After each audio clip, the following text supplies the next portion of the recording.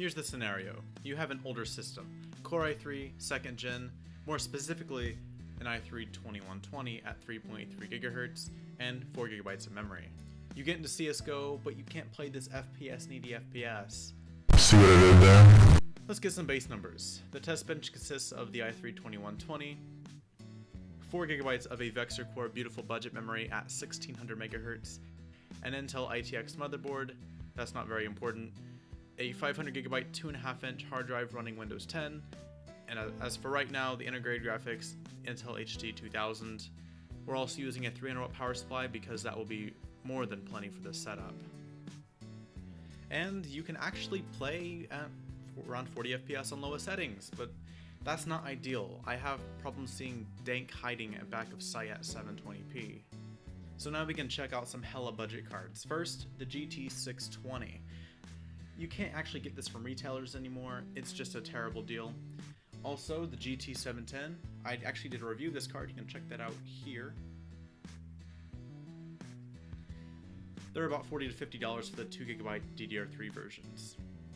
Finally, the $70 solution, GT730.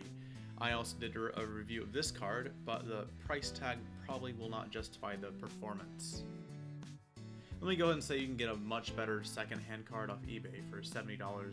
We test these cards on their stock speeds on CSGO, running lowest settings at 720p, medium settings at 900p, and high settings at 1080p. I didn't go max or use MSAA because it would be ridiculous to expect these budget cards to push that hard.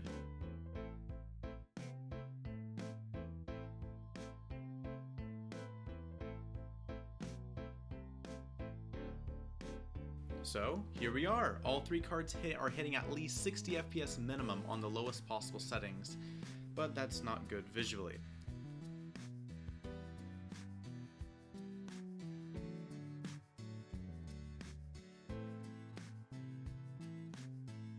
Once we stepped up to medium at 900p, things get significantly more demanding. The 620 might still be reasonable if the minimums weren't so low.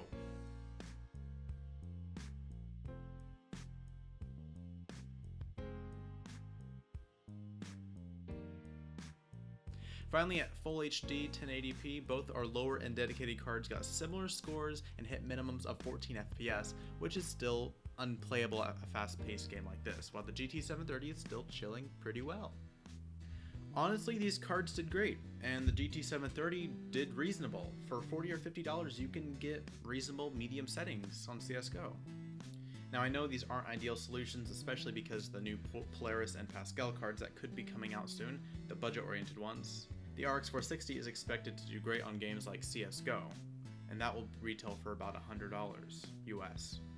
Do you think budget cards like the 1030 and 1010 will be a big improvement over a previous generation like the 1070 was over the 970? Either way, this was just a fun budget solution for those who just want to play CSGO, which, honestly, I don't play more than that these days. These are the memories between us, so let it go and let it live.